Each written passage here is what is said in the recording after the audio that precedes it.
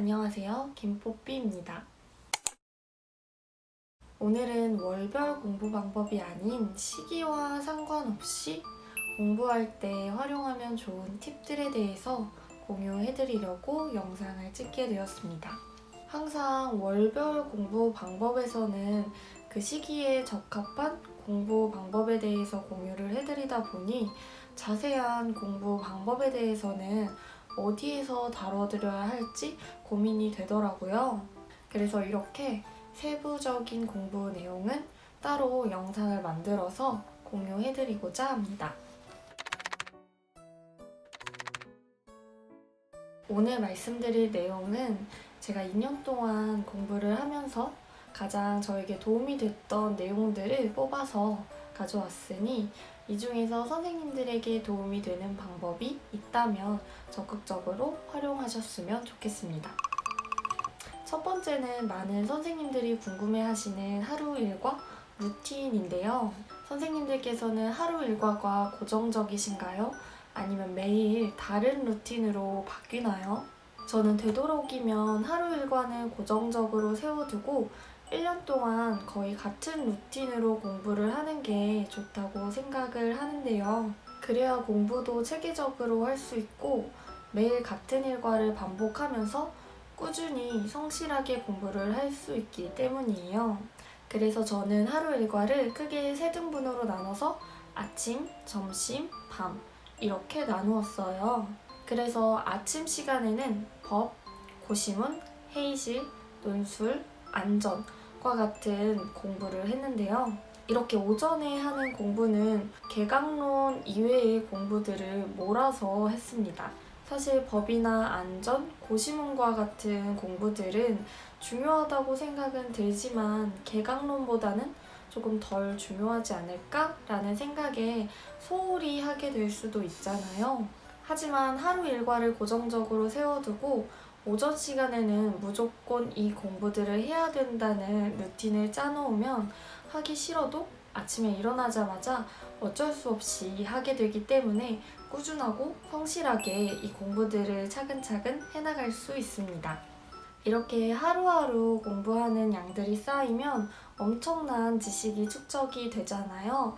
그렇기 때문에 고정적으로 오전 시간에는 이런 고시문, 안전, 회의실 같은 공부를 충분히 할 수 있는 시간을 짜놓는 게 좋은 것 같습니다.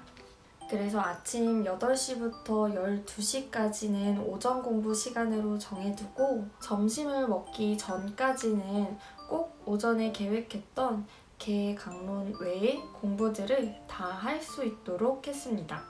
이렇게 하니 고시문이나 안전, 회의실 같은 공부들이 뒤로 밀리지 않아서 점심을 먹고 난 다음에는 개강론 공부만 온전히 집중을 할 수 있었기 때문에 하루를 알차게 보낼 수 있었던 것 같습니다.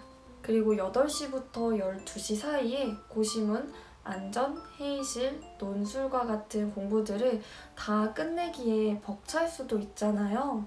그래서 시간별로 또 계획을 세워서 모두 다 할 수 있도록 했습니다. 예를 들어 8시부터 9시까지는 회의실, 9시부터 10시까지는 법, 10시부터 11시까지는 고시문과 안전, 11시부터 12시까지는 논술을 공부하는 시간으로 타이트하게 계획을 세워놓으니 늘어지지도 않고 점심을 먹기 전까지 다 끝내야 된다는 생각에 아침을 알차게 보낼 수 있었습니다. 아침을 이렇게 알차게 보내면 점심을 먹고 난 후에도 하루를 끝까지 알차게 보내야겠다는 생각에 오후에도 공부를 열심히 할 수 있었는데요. 그래서 오전에는 꼭 이렇게 타이트하게 개강론 외에 많은 공부들을 할 수 있도록 했습니다. 그리고 점심을 먹고 난 이후에는 1시부터 5시까지 개강론 공부만 했는데요. 이 시간은 월별로 공부하는 게 좀 달랐어요. 문풀 시기에는 문풀책을 봤고 기출이 포함된 시기에는 기출과 함께 개강론을 봤으며 또 초수의 상반기 시기에는 강의를 들으면서 새로운 이론을 배우는 시간으로 활용했습니다. 그 외에도 개강론을 회독하는 등 온전히 개론, 강론에만 집중하는 시간으로 활용했습니다. 이 중간 시간대에는 아침과는 달리 시간대별로 타이트하게 계획을 세우진 않았는데요. 충분한 이해와 널널한 암기 시간으로 좀 더 꼼꼼하게 이해를 하고 암기를 할 수 있도록 하기 위함이었습니다. 그런데 가끔 너무 늘어져서 계획한 공부량을 다 달성하지 못할 것만 같을 때는 조금 시간을 타이트하게 계획을 하기도 했는데요. 그때는 타이머를 사용했습니다. 예를 들어 부모 교육 한 파트를 회독하는데 2시간을 잡았는데 너무 늘어져서 2시간 안에 이 부모 교육을 다 회독하지 못할 것 같을 때에는 부모 교육 내에서 또 한 파트씩 쪼개서 그 파트별로 라벨지를 꼽아놓고 그 한 파트당 타이머로 시간을 재서 내가 설정한 시간 안에 그 한 파트를 꼭 끝낼 수 있도록 했습니다. 약간 달리기 같은 것처럼 초를 재면서 멈추지 않고 계속 공부할 수 있도록 하는 강압적인 방법이었습니다. 이렇게 타이머를 재면서 공부를 하니까 공부를 하다가 딴 생각이 들려고 하다가도 남은 시간을 보면 시간이 너무 조금밖에 남지 않아서 다른 생각을 하지 못하고 정말 쉴 틈 없이 계속 공부를 할 수밖에 없었어요. 그래서 저는 이 방법을 많이 사용했는데 도움이 많이 됐습니다. 그리고 상반기에는 5시 이후에는 저녁을 먹고 아르바이트를 하러 가야 했기 때문에 그 이후에는 공부를 하지 못했어요. 그 대신에 9월 달부터는 아르바이트를 그만두고 밤 시간대도 공부하는 시간으로 활용을 했는데요. 그래서 제가 밤 시간대에는 거의 모의고사를 풀고 오답 노트를 하고 그 외에 부족하다고 생각이 드는 파트를 다시 공부하는 시간으로 활용했습니다. 그리고 9월부터는 공부의 깊이와 양이 점점 많아져서 중간 시간대인 1시부터 5시까지의 공부 시간을 좀 더 늘려서 공부를 했었는데요. 1시부터 7시까지 공부를 할 때도 있었고 8시까지 공부를 하고 저녁을 먹을 때도 있었습니다. 하지만 이 시간은 온전히 다 개강론을 공부하는 시간이었기 때문에 개강론을 회독하거나 문풀, 기출과 같은 내용을 이 시간대에 모두 했습니다. 그래서 결론적으로 하루 일과를 고정적으로 세워두고 오전 시간대에는 법, 안전, 장학과 같은 개강론 외의 공부들을 하고 점심을 먹고 난 후에는 온전히 개강론 공부만 할 수 있도록 하루 일과를 짰습니다. 또한 밤 시간대에는 모의고사를 풀고 오답 노트를 하고 또 오답 노트를 하면서 내가 부족한 부분이 무엇인지 파악을 한 다음에 그 부분을 다시 한번 보는 시간으로 활용했습니다. 저는 그래서 이렇게 하루 일과를 고정적으로 세워두고 이 루틴대로 거의 1년을 동일하게 보냈는데요. 이렇게 규칙적인 루틴으로 공부를 하다 보니까 많은 양과 종류의 공부들을 매일매일 규칙적으로 할 수 있었고 하루에 시간대별로 해야 되는 공부들이 정해져 있다 보니까 하기 싫은 공부도 어쩔 수 없이 하게 되었어요. 그래서 회의실과 법, 안전, 고시문과 같은 이런 짜잘짜잘한 공부들을 미루지 않고 매일매일 꾸준히 하게 돼서 좋았던 것 같습니다. 두 번째는 목표 세우기입니다.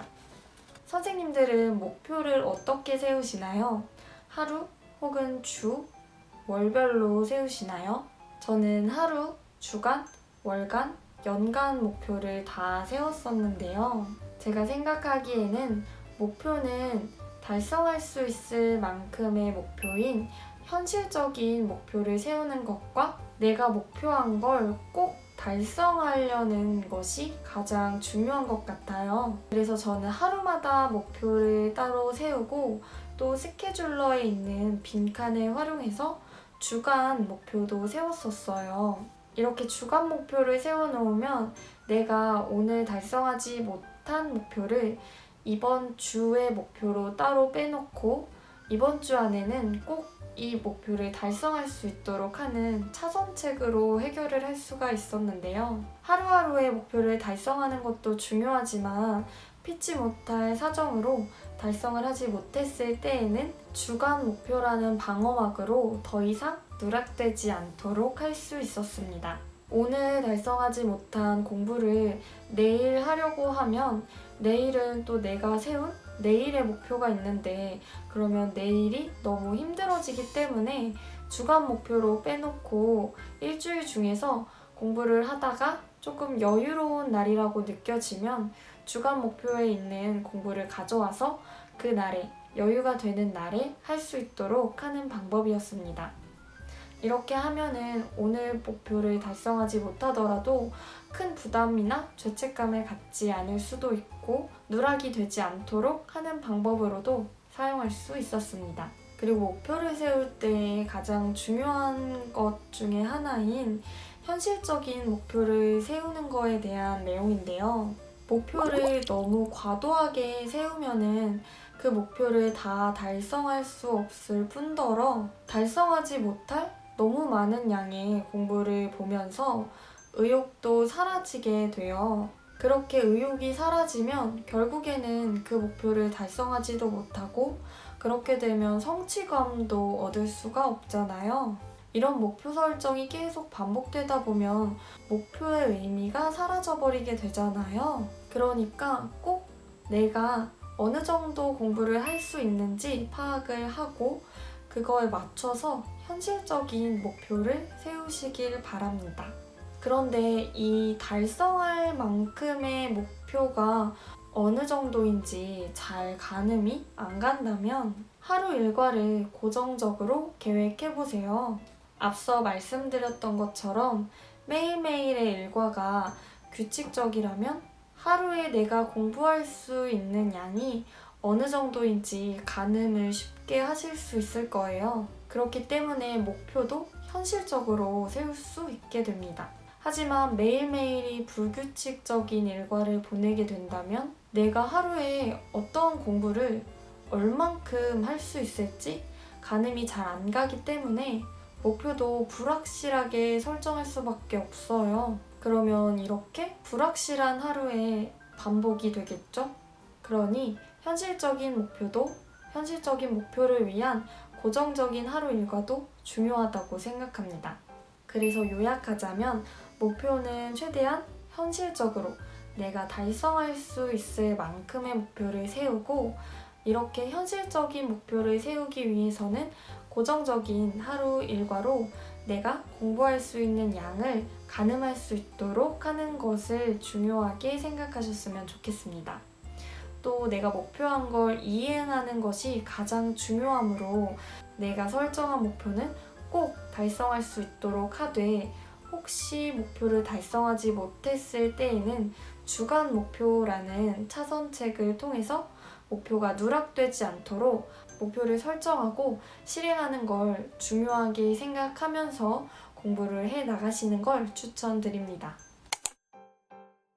이렇게 오늘은 하루 일과와 루틴을 고정적으로 세우는 방법, 그리고 목표를 세우는 방법에 대해서 공유를 해드렸어요. 사실 이 외에도 몇 가지 더 공유해드리고 싶은 팁들이 있는데 너무 말이 길어지다 보니 영상이 길어져서 조금 자르고 다음 두 번째 편에서 이 내용을 다뤄드리도록 하겠습니다. 그리고 오늘 말씀드린 내용은 제가 경험했던 것 중에서 저에게 잘 맞았던 공부 방법이므로 한번 시도해보고 싶은 선생님들께서는 해보시고 잘 맞는다고 생각이 드는 선생님들은 계속 활용을 하시되 잘 맞지 않는다는 생각이 드시는 선생님들께서는 과감히 버리시는 게 훨씬 도움이 많이 되니까 꼭 이대로 하지 않으셔도 됩니다. 그러니 너무 부담 갖지 마시고 자신만의 공부 방법을 잘 찾아서 활용하시길 바랍니다. 그럼 나머지 공부 방법들에 대해서는 다음 편에서 다뤄드리도록 하겠습니다.